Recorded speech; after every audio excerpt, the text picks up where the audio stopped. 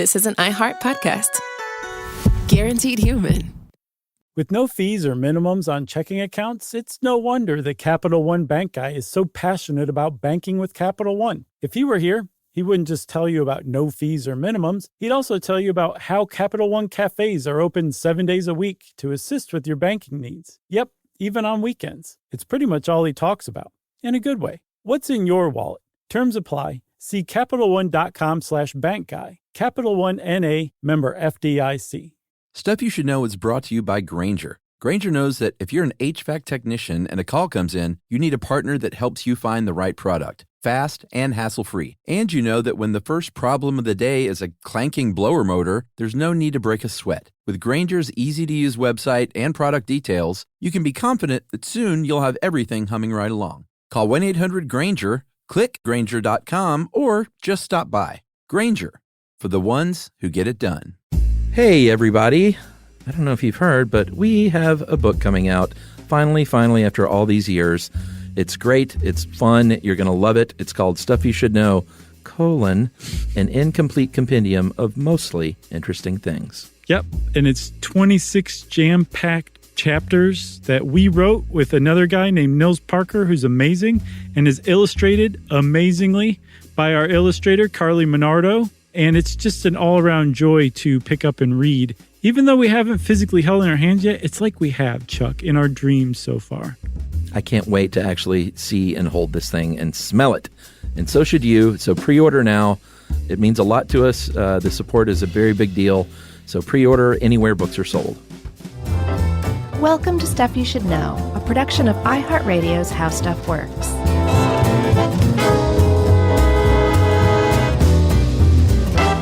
Hey, and welcome to the podcast. I'm Josh Clark, and there's Charles W. Chuck Bryan over there, and Jerry's out there somewhere, and this is Stuff You Should Know. Did I tell you about my new hobby that started yesterday? I'll bet I can guess. Watching blacksmithing videos. Yeah, I was going to say the same thing, man. Like, I don't have any desire to blacksmith myself. Nope. I just like watching these videos. There's something really amazing about them. Yeah, there's one, I don't know if you watched. It's on YouTube. It's called Blacksmithing, Forging a Bearded Axe. No, I didn't see that one. Oh, God. What? It just reminds me of the sort of the lulling of that show, How It's Made. But I watched this video, and most of them have some sped up stuff, too, because blacksmithing takes so long. Yeah. That a 30-minute video, I mean, half of it is in fast motion, so it just goes to show you, and it's edited. And they always put it to yakety sax. But it's just crazy, though, when you see how long it takes to make this one axe, and then you think about outfitting armies. Yeah. It just feels like, was every other person a blacksmith, and did they just do that 24/7? Yeah, I get the impression there was a Walt Whitman poem about blacksmiths, and he was basically like they were the most important people in any community. Everybody loved them. They owed no one anything because they never had any debts because they were so vital that anything they did probably was worth 10 times what anybody else could do for them. And they seem to have been pretty amazing people on the whole. Yeah, I mean, and we'll talk about this more, but when you think about just nails... Yeah. And how many nails built this country and the world. Right. Those nails had to be forged. Yeah, when you watch some of these blacksmith videos, and like you're saying, when you do see how long it takes to just make an average thing that you would like buy in a second these days, it really gives you an appreciation for just what a sea change the Industrial Revolution was. Yeah, amazing. To where this was automated and made, like, converted to mass production. It just could have never happened before. And it didn't happen before, but it was up to the lone blacksmith to equip their entire communities with all this stuff. It's pretty cool. So are we going to do blacksmith history first or the metal history first? We'll do blacksmith history first, I think. Okay. I guess we got to look at the name because if you look at other smiths, they were all a little more specific. They were called bronze smiths. Blacksmiths are not called ironsmiths. No. Even though they work with iron, and most of the other smiths were named for the metal that they work with. Silversmith, that's a good one. Yeah, oh God, good silversmith. Sure. It's worth their weight in gold. Silver. Don't bring up gold to those guys. Oh, no. But black comes from, well, we're not positive, but one explanation is blacksmith comes from the hammer scale, or these scales. If you're watching these videos, you'll see when they're hammering this stuff, these little tiny, chunky, thin, not chunky actually, just little chunks of thin scales are falling off every time they hammer it. That's the hammer scale. And it is black, and your hands get all black, and your face gets black. Or it might have just been because iron is black. Typically, yeah, it's pretty dark. It's dark enough, especially wrought iron. It tends to be black. So that's why they think one of those two reasons is where blacksmith came from. And the name Smith itself, we actually talk about this in our book that's coming out, in the episode on Keeping Up with the Joneses. Oh, that's right. We talked about... you mean the chapter? Yeah, the chapter on keeping... in our book, we talk about how Keeping Up with the Joneses could have very easily been Keeping Up with the Smiths because the two names are so prevalent. And in fact, Smith is the most prevalent name in the United States, and it's all derived from blacksmiths and just how many blacksmiths there were, because every community needed one. And then if you were in a large enough community, you had multiple blacksmiths all working, because one blacksmith had to do all this work to supply this one community with all this stuff, and they could only keep up with a certain size community, Yeah, and if you had a on-site thing that you were doing, you had a blacksmith with you. If you were out at war in battle, you had blacksmiths there, because not only do they create these weapons and the armor, but they have to fix stuff. After a big, long day of battle, you go in and trade in your sword and say, fix this thing. Yeah. And those smithies got to be working round the clock. Yeah, and they have like apprentices and help and all that kind of stuff. But yeah, I mean, like you get the impression that the community could come to a standstill when the blacksmith was sick for a week or something.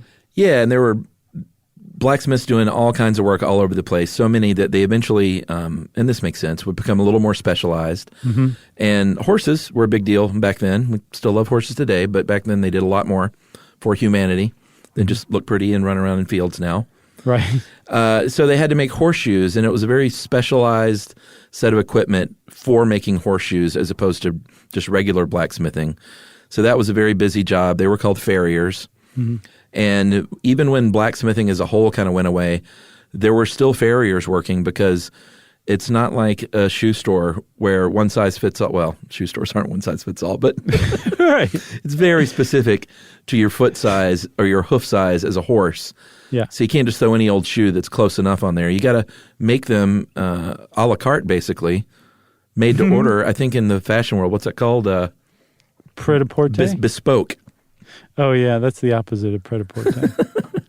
And so farriers continue to work for years and years and years. And I think there are people that still do farrier work today, aren't they? Sure, just to show off, I'm right? Sure, but I guess you kind of spoiled the ending. Blacksmiths aren't really around much today because of industrialization, but they were. Oh, they're around though. They're in Brooklyn, New York. I guarantee it. Yeah, they are. For about 2,000 years, they were extraordinarily important to society. But society was around for a very long time before blacksmiths came around. So there's this really important window in the historical development of human society that blacksmiths, existed in. Prior to that, we had tools, but they were mostly made of stone. And then at some point, somebody said, hey, if you put tin and copper together, you can come up with this stuff called bronze. Boom. And it's pretty great. You can make some pretty neat things with it.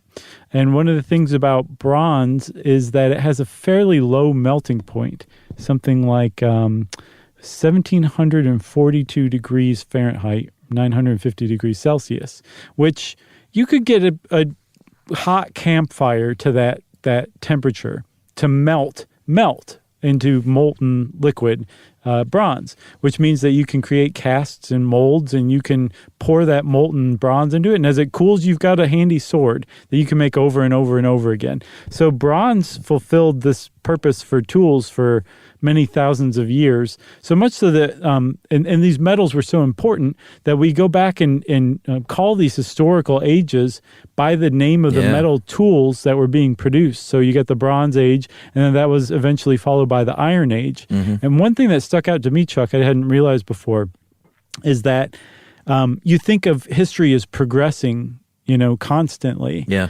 But the Bronze Age, even though it was followed by the Iron Age marked a period of cultural decline, where the Bronze Age, which had come previously, was a period of cultural blossoming.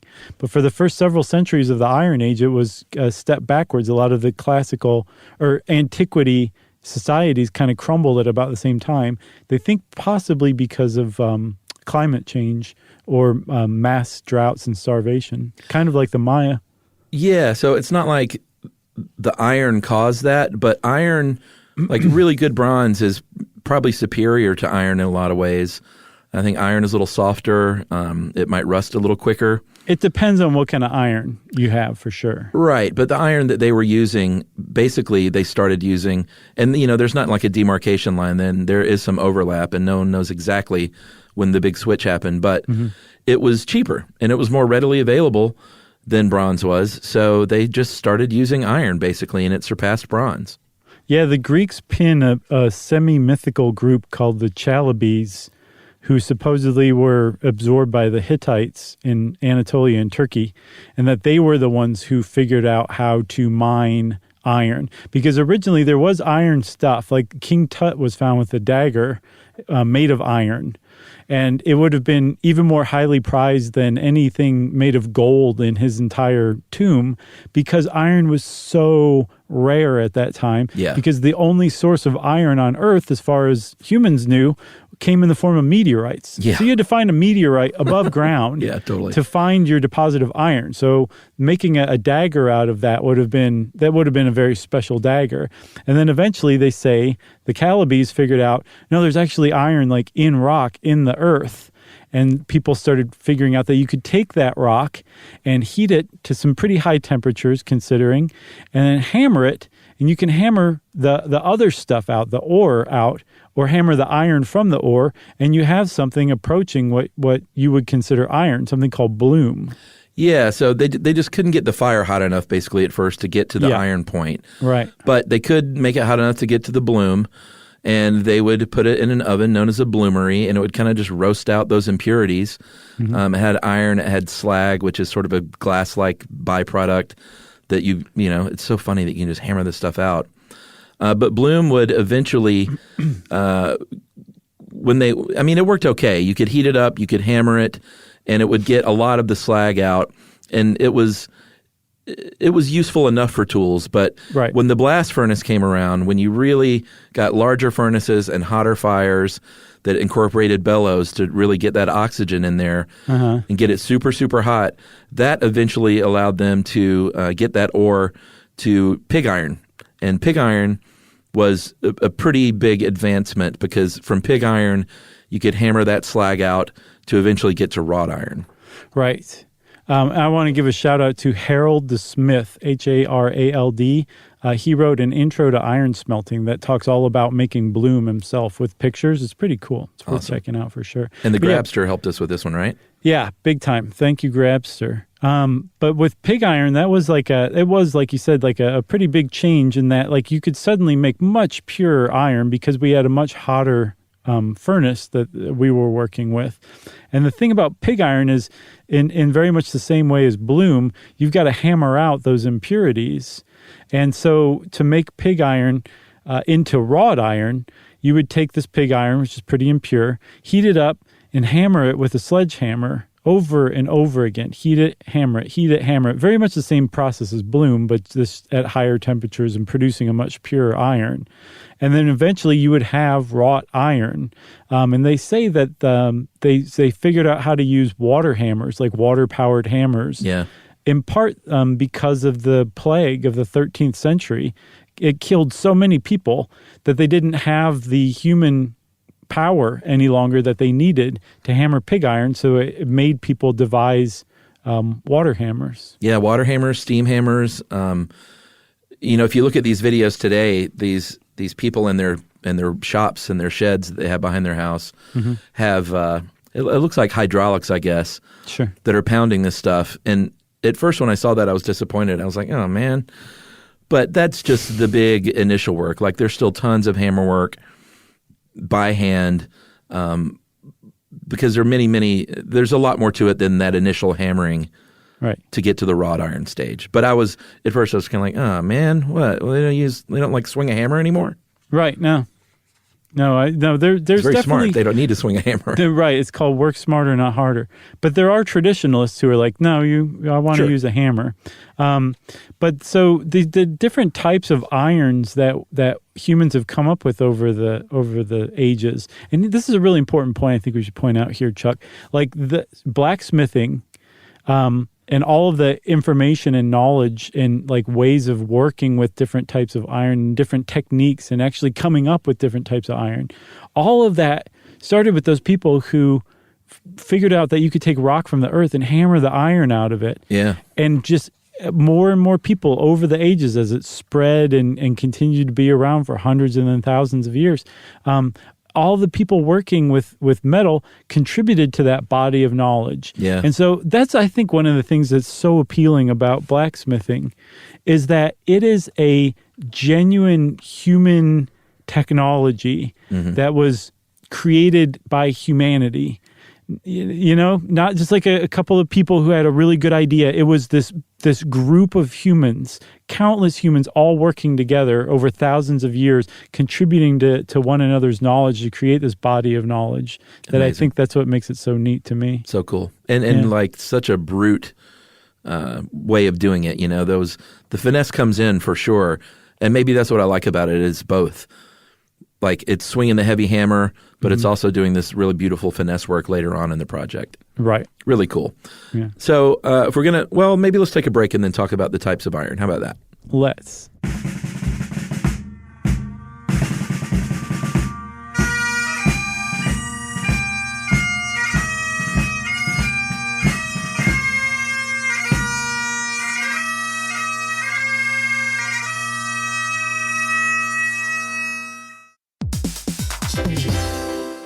Hey everybody, here's a fact for you. In the United States, there is a break-in every 26 seconds, and that means that somewhere right now, an intruder is getting closer. And the problem with most security systems is that they only alert you after the break-in has started, and that's too late. Well, that's what makes SimpliSafe different. They use alerts. SimpliSafe's U.S.-based live agents, they identify threats on your property and help deter them before they actually break in. So the intruder never gets into your house. The crime is stopped before it even starts. That's right. And another great thing about SimpliSafe is they have no long-term contracts. They give you peace of mind and great value with their monitoring deterrence plans because they just start at about $1 a day. Yeah, SimpliSafe sent us a setup years back, and I still use mine every day. Yeah, and apparently setup, you can do it by yourself in under 30 minutes, so it's a really good value and it doesn't take long. So if you want to experience the SimpliSafe peace of mind, you can take advantage of the SimpliSafe discount offered to Stuff You Should Know listeners. Right now, you can get 50% off your new system by visiting simplisafe.com/stuff. That's half off at simplisafe.com/stuff. There's no safe like SimpliSafe.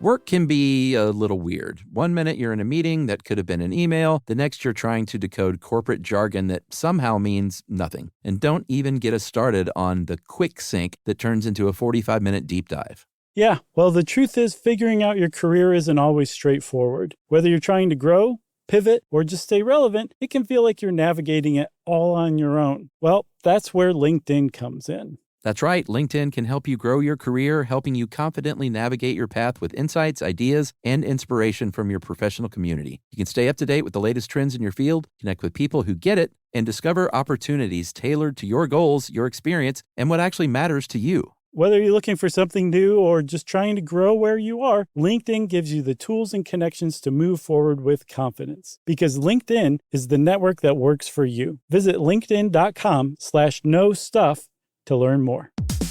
Stuff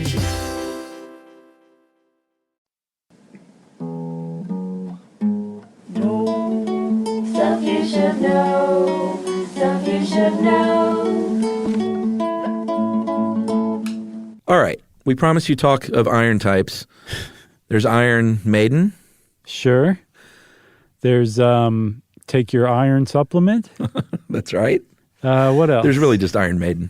Yeah, I guess so. That's all. That's all you need to know. Iron types, they're based on the carbon content of the iron. So if you hear wrought iron, you might just think that's like the cool thing that your staircase spindles are made out of. They are not made of wrought iron. They aren't made out of wrought iron anymore, at least. They used to be back in the day. Yeah. But this is also called bar iron. It's about 0.08% or less carbon. And this is sort of, from what I saw back in the day, just the main iron that they would mainly use for the most part. The wrought iron? Yeah. Yeah. And the big difference between wrought iron and steel is that wrought iron has silicates in it that kind of ends up as like these fibrous filaments that get hammered into order, basically, by the blacksmith from pig iron, which gives it a certain structure. With steel, like you said, all types of iron are basically based on their carbon content. Steel has a much higher carbon content than wrought iron does. And so it doesn't need to be hammered like wrought iron does because it doesn't have these iron silicates that need to be arranged just so, or else it'll make it brittle. Instead, because of this carbon in it, it forms this kind of crystalline structure in the iron that makes it hard and durable. Way harder and more durable than wrought iron. The problem is because of that durability and the strength and hardness, it makes it more difficult for a blacksmith to work with down the line than it does wrought iron. But it's also a much more effective, say, battle axe than a wrought iron battle axe. Yeah, and like you said, it's not what we use on our staircase isn't wrought iron these days. It's not wrought iron, and the production of that in like a big way went out in, the 20th century pretty much altogether. Went out with disco. Oh, gosh, I wish it lasted into the 70s. So one thing we should say also, Chuck, is we tend to think of steel as like a modern invention. Steel was perfected in the modern times. It was like basically the thing that kicked off the Industrial Revolution, if I remember from our robber barons episode. But that's not to say that people weren't experimenting with steel long before that. It was just the scientific understanding of it was lacking. Instead, that was replaced by an intuitive understanding among blacksmiths of, what fuel did what to steel, what to iron to make it stronger. They weren't saying like, oh, if I use charcoal or coke, it's going to make this a better steel than, say, coal or something like that. That's right. Then you've also got cast iron. If you have a nice cast iron collection in your kitchen, it's going to be 2% carbon or more. It's very brittle, so you're not going to hammer cast iron. No. It is formed into shape by casting it. That's why it's called cast iron. And use a mold while it's molten and pour it in there. And it's a great thing to cook with. Yeah, and we would have never been able to make anything out of cast iron until those bellows were introduced to the forge to really bring that temperature up, because iron has a very high melting point. Yeah, if you're going to pour it, it's got to be super, super hot. And we'll get to these temperatures and the different kinds of hot later on, which is very interesting stuff.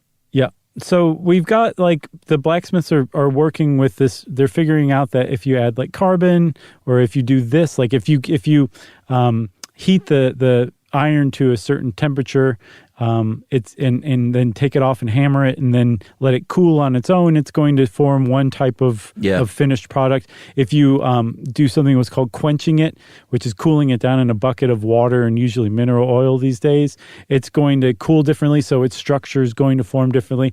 And again, they were passing this knowledge on, but they weren't using terms necessarily that we were using. Right. But what's interesting to me is we use terms that they came up with, like quenching and slag and scale and that kind of stuff. Like those are all still very much around and make sense still. Even after having made the transition to industrialization, they still use words very much like that, if not those same words.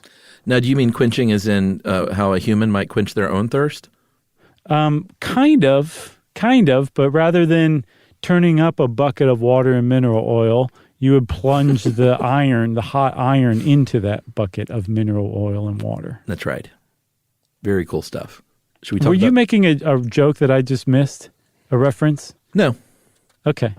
No, I didn't know. I didn't know if you were saying the etymology of the word quench was from smithing. Oh, maybe. And that when we quench our thirst, it's taken from that. Maybe. It's possible. All right. No, I mean, no joke in there. smite, they think that the words smite and smith are from the same word. Right, because smite means very biblical meaning, or not meaning, but they use it a lot in Bible times to hit something, right? or to strike it, to smite something. That's right. That's what a smith does. Smithies. Right. Should we talk about tools?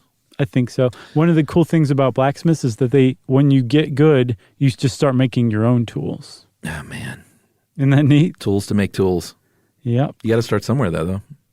You got to lay down a little bit of money first. But I saw this one blog post by a blacksmith who's like, look, if you're just starting out, just get the bare minimum stuff, get some used things, see if you like it first, and then eventually when you get good, you can invest a little money, and then you can just start making your own stuff. Right, which is very cool. I did see there was one YouTube video that was like how to get going for less than $100. Oh, I'll bet, yeah. Some very basic stuff. Yep. So if you're going to be a smithy, you're going to need some things.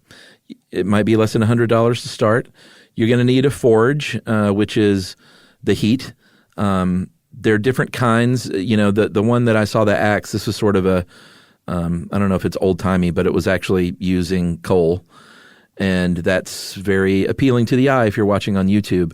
It seems like the backyard smithy these days uses a gas-powered oven, a gas-powered forge. Were they using coal or charcoal? Because there's a big difference. It was coal. Okay. I didn't know much about charcoal until this. We'll talk about it later.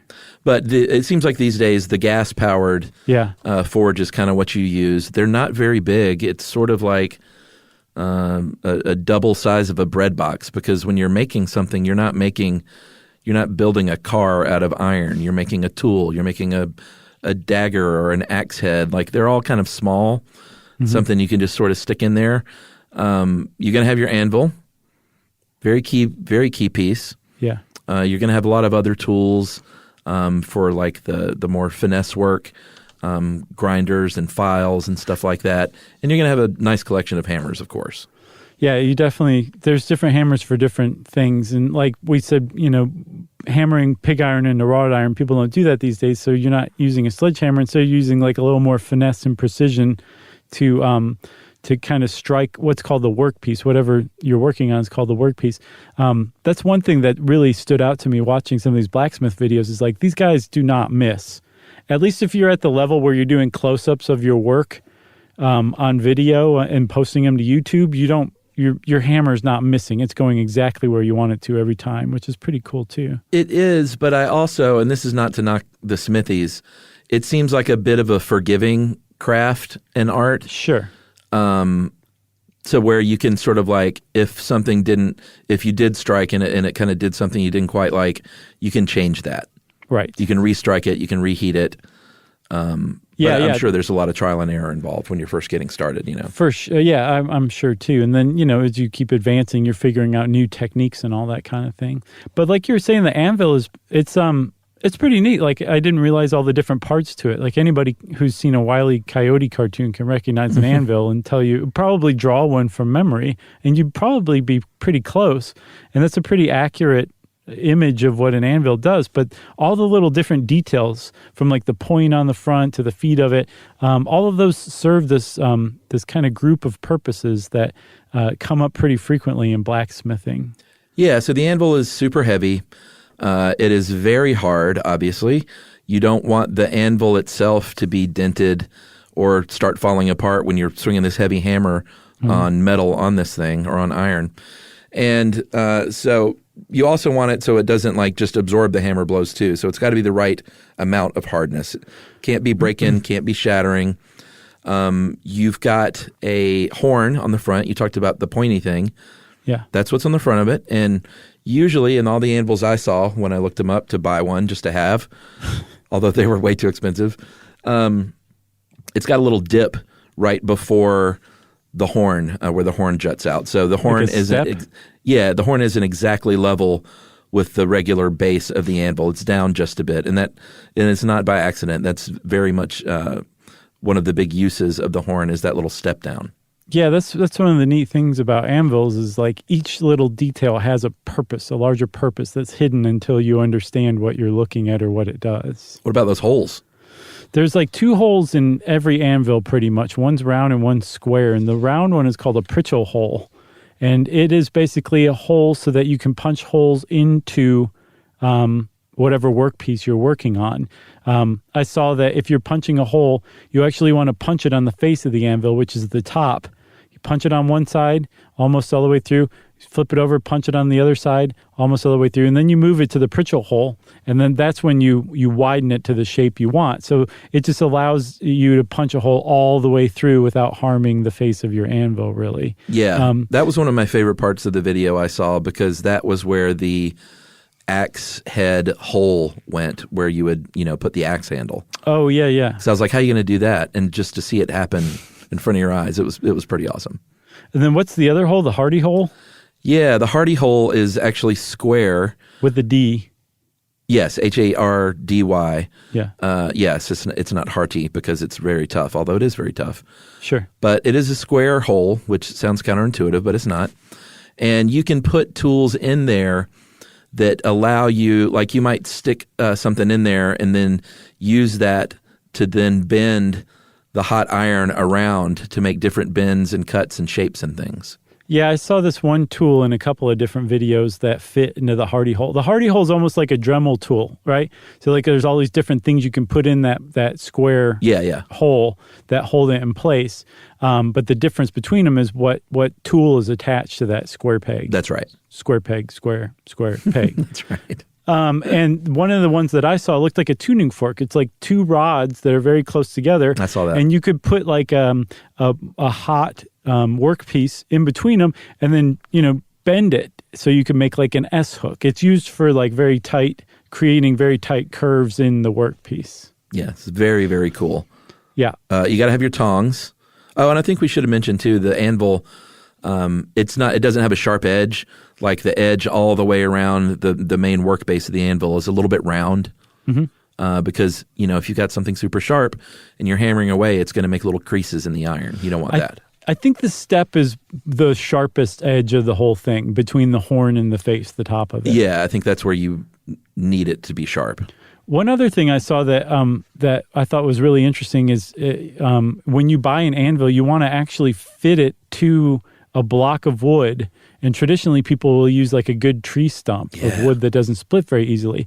And like, man, you fasten it to that wood, that tree stump, and then you bury the tree stump whenever you can about 3 feet into the ground, so that the anvil becomes part of the tree stump, becomes part of the ground. Yeah. So it distributes that extra energy that gets lost rather than back up at you down into the ground where it's absorbed, which I just find absolutely fascinating. But you make it so well fastened to the stump that the stump and the anvil become basically one. Yeah, it's like the anvil is essentially connected to the earth at that point. So nice. This just, man, I just keep thinking of Thor and Led Zeppelin. I know, all the things. J.R.R. Tolkien. Yeah. The smithy, you got to have those tongs, and these are not like grill tongs that you have on your back porch. These are those big, thick metal iron. They look like gussied up nail clippers almost. Mm-hmm. And that's what you're going to use to put stuff in the forge in that fire, pull it out. It's funny here. Ed says that pretty much no one wears gloves. I didn't see that. I saw plenty of videos with people wearing gloves. I saw both. And I saw some where they didn't. I guess sometimes if you're working really near the heat, you might want your gloves on, but you might also want to have the hand feel during that finesse work. Yeah, and I think it's worth saying one more time that forge where the fire is, it is very small. I saw as little as like a 6 by 6 inch like little area of extraordinarily intense heat. So it's a small area of heat, but the heat that is there is so hot it can turn iron white hot. So yeah, you want to not get too close to it. And even when you're wearing tongs, it's smart to wear gloves from what I saw. Yeah, and we never really talk much about the fuel. I said these days they power it with gas mainly. Back in the day, they would use charcoal. That was the first thing. And charcoal, apparently, if you're going to be a Brooklyn hipster, you want to work with charcoal because that is the superior product and the superior fuel. But it's really messy. Very wasteful. It's very wasteful. It's expensive. It takes a lot of wood to make charcoal. So then coal comes rolling around, and there was a lot of coal, and it was super cheap. Mm-hmm. And they had to kind of rebuild their forges. But coal, even though it has some impurities like sulfur and stuff in there, they basically kind of made the big switch to coal at a certain point in time. Yeah, and even better is if you can get your hands on coke. which is a derivative of coal.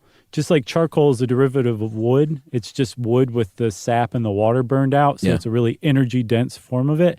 Coke is the same thing with coal. It's got the impurities generally burned out, so it's a pure, energy-dense form of coal. But both of them play a really important role in that they produce really high temperatures, but they also introduce a lot of that carbon that gets absorbed into the iron at those high temperatures, which produces better, harder, stronger steel. Can you cook with that stuff? Can you cook with Coke? Cook with Coke? I don't know. Like in a Kamada, like egg type cooker? I don't know. That's one thing that I saw in one of these blog posts about different types of fuel. I think it was like the no BS, but they spell out the word BS, which I'm not going to say here. Because they're blacksmiths. The no BS guide to different kinds of fuel. They said one of the things to consider is what kind of environmental impact is your fuel having. Right. So that's a good question. If you're like, I'm not sure I should be cooking with this, don't forget you're going to be in a small enclosed room that's your blacksmith shop with that same stuff. And you probably have a pretty high efficiency chimney, but some of it's still coming back. So that's definitely a consideration to think of. Your own health and the health of Mother Earth, who is absorbing the blows from your anvil. That's right. You do need good ventilation in your workshop, eye protection.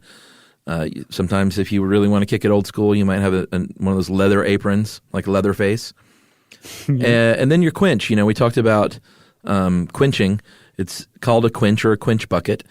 And that is the bucket with the water and, like you said, sometimes mineral oil these days, where you'll plunge it in there just like on TV and in movies when it makes that great steamy sound and the steam rises everywhere. And then they pull out a beautiful battle axe or long sword. Yeah. Apparently, so it's not that surprising when you consider samurai, but the Japanese were really, really good at creating high carbon steel blades. Yeah. And there's one guy named Goro, Goro, who is widely considered the greatest Japanese swordsmith of all time from back in the 13th century. So he can throw together a katana, no problem? No problem. Should we take a break? Yeah. All right, we're going to take a break and talk a little bit about, and get quite a bit wrong, probably, about techniques right after this.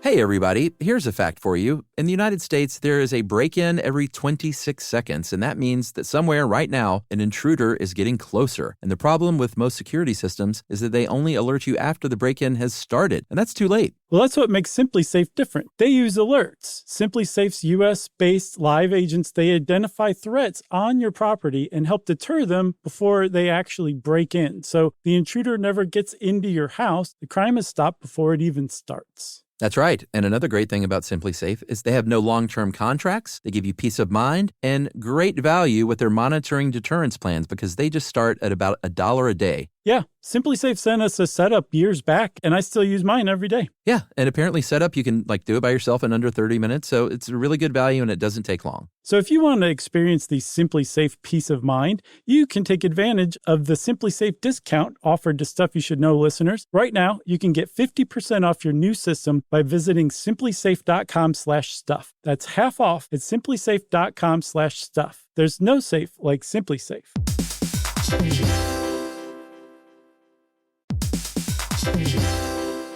Work can be a little weird. One minute you're in a meeting that could have been an email. The next you're trying to decode corporate jargon that somehow means nothing. And don't even get us started on the quick sync that turns into a 45-minute deep dive. Yeah, well, the truth is figuring out your career isn't always straightforward. Whether you're trying to grow, pivot, or just stay relevant, it can feel like you're navigating it all on your own. Well, that's where LinkedIn comes in. That's right. LinkedIn can help you grow your career, helping you confidently navigate your path with insights, ideas, and inspiration from your professional community. You can stay up to date with the latest trends in your field, connect with people who get it, and discover opportunities tailored to your goals, your experience, and what actually matters to you. Whether you're looking for something new or just trying to grow where you are, LinkedIn gives you the tools and connections to move forward with confidence. Because LinkedIn is the network that works for you. Visit linkedin.com/knowstuff to learn more.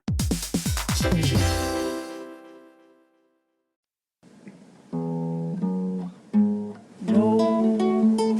should know. Stuff you should know. All right.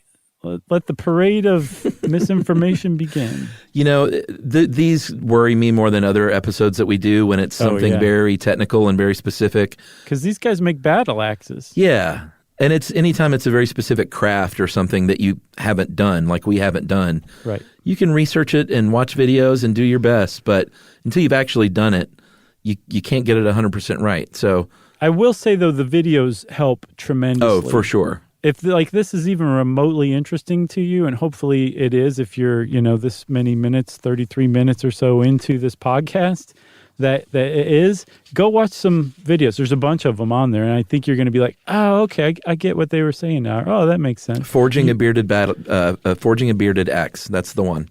I've got one, Black Bear Forge. Oh, boy. This giant man with a giant beard and a tiny little leather cap. And his name is Black Bear Forge? Adorable, yeah. The video I watched is called Scarf Theory and Making Chain, which we'll talk about that in a minute. But it's just amazing. It's so cool. And like you said, I don't want to do it. I want to have a friend that does it. I want to come over to their house and watch them do it. Let's see if we can get John Hodgman into it. Hodgman. Although he's got very strong forearms. He does, freakishly, like Popeye. All right, so here's some of the techniques. What you're doing if you're a smithy is you are shaping hot metal. That's what it comes down to. And this is where the temperature of the metal becomes really important because certain metals have to be at certain temperatures to do certain things. These days, like I said, if you've got your gas-powered forge, you can set that baby on whatever exact temperature you want, and it's not quite as it's still very impressive, but back in the day when they were using coal and charcoal, there was, I feel like, much more intuition and trial and error and actually looking at the color temperature, because the metal will turn different colors at different temperatures. Right. So there's white hot, orange hot, yellow hot, red hot, different kinds of gradients of orange and yellow and white too. There's glowing white, which is the hottest. Those aren't just expressions people say. No, and that's the etymology of blacksmith lingo, basically, that has made it into white hot. Like red Chuck, hot. Those abs of yours are white hot. Oh wait, that was a different episode. Yeah, that's all right. So, but apparently blue white hot is the hottest of all, but you don't typically see that in blacksmithing. White hot is about as hot as you get. And how hot is white hot? White hot, from what I saw, is 2,550 degrees Fahrenheit, which is super high in Celsius. Okay. Yellow, I think, is just below that. Yeah. And then you've got orange. Right. And then you've got Lamo red hot, which is so lame. Which is only 1,400 degrees. 760 Celsius. And you can't do anything with red hot. That's you actually can do not true. Some very limited stuff, but at that point the iron is it'll probably bend a little bit. I saw good old Black Bear Forge was making some chain with what looked to be red hot iron at the time. Okay. And he was bending it pretty good, but I mean I'm not the best judge of color. He was making chain? Yes. Wow. I'm not gonna wait any longer. This guy made a chain, a length of chain. Perfect. Each length was exactly the size of the last. Oh, God. He was making them like in threes and then connecting those threes to other threes. And he was using the horn. Chuck, are you about to it's so satisfying. climax or something? No, it's just so satisfying. It touches these parts of my body. You know, it's not sexual at all. Right. You know what I'm saying? Oh, I know what you're saying. It's I know exactly what you mean. Although I haven't seen it, you never know what might happen. Right. But this guy, so you know the horn of the anvil, right? Oh, do I? He would make he would bend the chain initially on kind of like a thick, about the middle part of the horn, and then he would bend it even further, moving it a little up the horn. And this guy just so expertly put it exactly where he needed it to be. I think one of the things I like about Black Bear Forge guy is that he doesn't seem the least bit pretentious. I'm pretty sure he lives in Minnesota. Nah. He's he's not wearing his little leather cap, ironically. Like, he seems very helpful. He was like born he's in that making cap. these videos to help. Yeah, I think you might be right. And with a white beard. I think he was born with a white beard as well. Well, when you watch this bearded axe thing, what this guy does is he starts with a block of iron and then eventually makes an axe head. But he's hammering this thing out. He's using this little rolling tool and hammering that as he's kind of rolling it forward. And it's almost like, it kind of reminded me of baking, like the way you would use a rolling pin to smooth out dough. And then when it came time to actually make the sharp part, I guess what he was doing was forge welding. And we're kind of jumping around, but this is one of the techniques. And it's also called fire welding. And that's when you combine different grades of iron and steel, and you're joining these things together in multiple shapes together. I think that's what was going on, because what he did, he had this axe head, and the sharp part he split. And I was like, well, dude, what kind of an axe is that? You That's just crazy messed up. looking. I thought he messed up. But then he put some other kind of metal in between and would use this. And from what I gathered, it's, where is it? Flux? Is that what it is? Flux, yeah, like sand. Did it look like sand? Well, it was in a bottle, and it looked like a little sandy chemical, so I guess that's what it was. And he would heat it up and then spray this stuff on it and hammer it together, heat it up, spray some of this, and hammer it until that metal becomes one. And the really, the super specific metal that he needed for the sharp axe blade was melded with the rest of that iron. Yeah, so where you couldn't even tell. It was just like they became one with one another. He was probably reinforcing the axe head with a stronger type of iron. Totally, so there's slightly different carbon content. And then the outside was a harder kind, so it resisted surface deformities. But the interior stuff was strong, so it resisted breaking. Probably, but he was making these two one. I saw Black Bear Forge do the same thing with the chains. He was using a scarf weld where you make one end angled, and then you make the other end that it's going to join to angled in the opposite direction, so they kind of fit tightly together.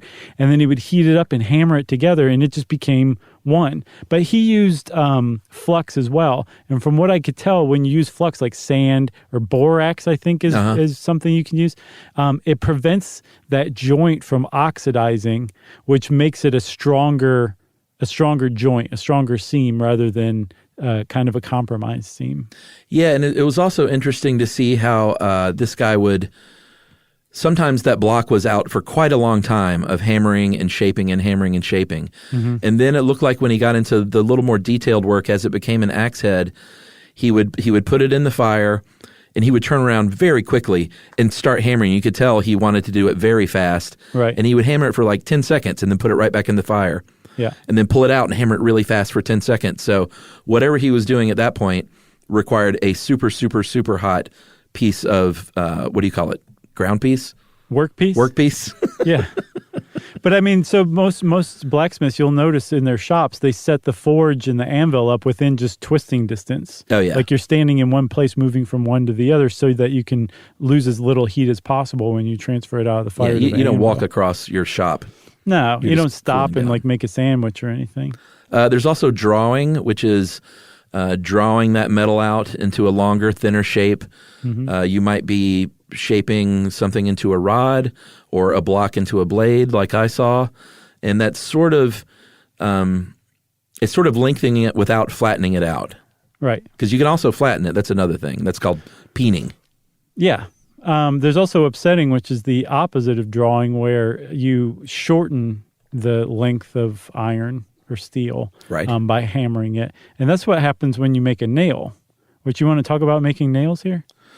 Yeah, I mean, we kind of mentioned earlier, the foundation. I mean, there were things that were built with dovetail joints and corn cobs to keep logs together, and there were technologies like that. But if you really want to talk about the building of the world, you got to talk about iron nails and how many millions and tens and millions of iron nails that were made in the world by hand, by people. Yeah. I mean, before industrialization, they were all made by hand. And it's apparently harder to make them than you would think. I watched a video by a blacksmith named Nick Kimball on Instructables. And I guess his brother writes for Instructables and interviewed him. And he's like a blacksmith at one of the colonial model farms. Yeah. I think maybe Mount Vernon. They didn't say. I've met that guy. So he looks like it too. He looks like a cool dude.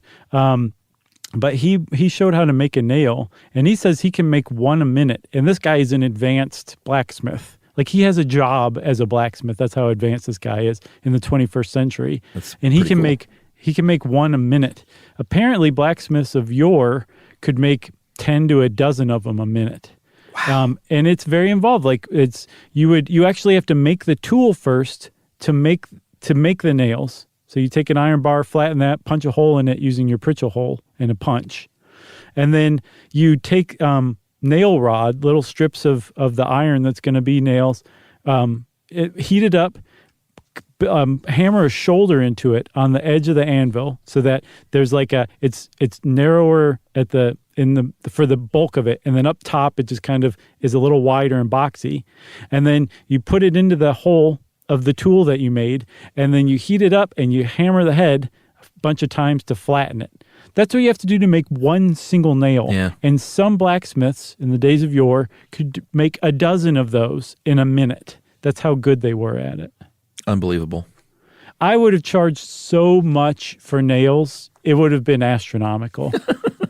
I would have been like, no, I will, let's make you some chainmail instead. What do you need nails for? Let's do something cool. And they'd say, I need to build a second story in my house. I'd be like, all right, it's going to cost you. The Josh nail? Yeah. The Josh Clark special? Because it would not be fun to make nails, for sure.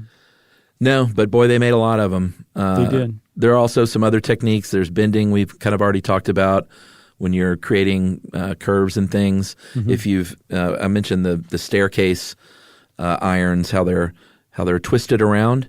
That is done with a square bar, which is a bar with a square hole in it, and that's placed over a square rod of hot iron.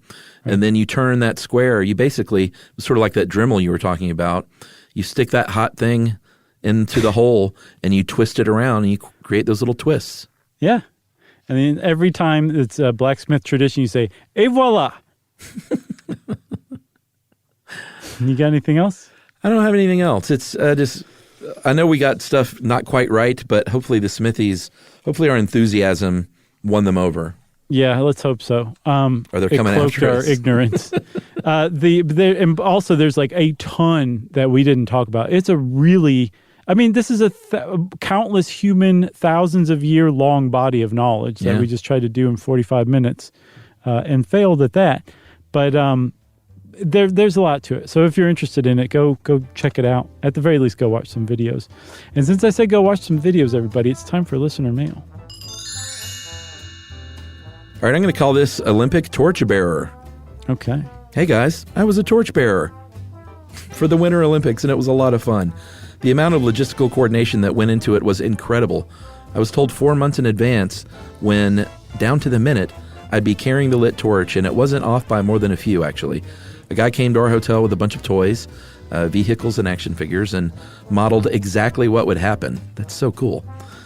I had to be reminded by my handlers to ensure that I kept it very high enough so as to not light my hat on fire. The torch is pretty light, but fairly top-heavy. I'm sure we were wearing mittens to make it impossible for any of us to make any finger gestures, even accidentally, that could be seen by the world on the live feed. Didn't even think about that. Yeah. One term you didn't use that I thought you'd appreciate: when one torchbearer passes the flame to another, it's called the torch kiss. We went through training and practiced just this part. On the street, we did a little dance after we kissed, and then I and whoever just finished got back on the bus. As you mentioned, a guy took my torch and extinguished it right afterward, and since it was still hot, they stored it in a rack on the bus. When we got back to the starting point, they removed the fuel cell and gave it back to me. Broke it in half. And that is from Matt Jones. We had quite a nice little exchange about this. He said he did get it through work, but he was not a C-level executive. He won it through a drawing at his work. Oh, that's totally great. Yeah. That's great. He might as well have gotten it from contributing to society, as great as that is. Man, I got it. Thanks for that, Matt. Also, I knew it was called The Kiss. I thought I said it was The Kiss. And if I left that out, That drives me crazy, man. When there's a fact that I know that I failed to put into the podcast, that somebody then comes and says, you left out this really awesome fact. And I just drop to my knees like the Liberty Mutual guy in the elevator and go, no. You know how much that bothers me when that happens to me? How much? None. Man, it's like, it'll ruin my week. My week's just toast now, thanks to Matt. There's the difference between you and I. Well, if you want to ruin my week and have a neutral effect on Chuck's week, maybe even make it more positive, you can email us. Go ahead and type it out. After that, wrap it up. After that, spank it on the bottom, and then send it off to stuffpodcast@iheartradio.com. Stuff You Should Know is a production of iHeartRadio's How Stuff Works. For more podcasts from iHeartRadio, visit the iHeartRadio app, Apple Podcasts, or wherever you listen to your favorite shows.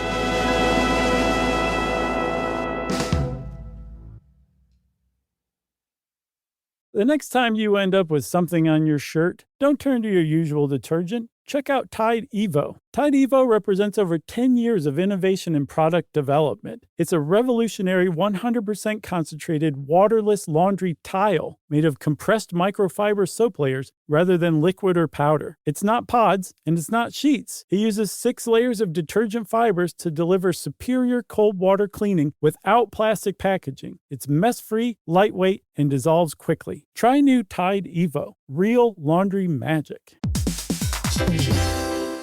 Every parent should know the car ride soundtrack. Are we there yet? How much longer? I'm bored. Well, if you're taking an extensive car ride anywhere and you've downloaded the Lingo Kids app prior to leaving the house, you may experience something strange, right, Chuck? That's right. You may experience silence from the back seat. Your kid may go an entire car ride without asking once if they were there yet. How about that? And by chance of miracle, they may even ask if you could drive longer. Yeah, that's the magic in Lingo Kids. Over 4,000 interactive games, songs, and shows, including their favorite Disney characters. It turns the longest drives into the easiest ones, and honestly, you won't understand why you didn't download it sooner. That's right. Lingo Kids is the #1 entertainment platform for young kids, and it's free to download. Or go plus with the Lingo Kids subscription and unlock even more content your kids won't be able to get enough of. You can save up to 60% on the yearly plan. Just search Lingo Kids in the App Store or Google Play. Lingo Kids, everything kids love.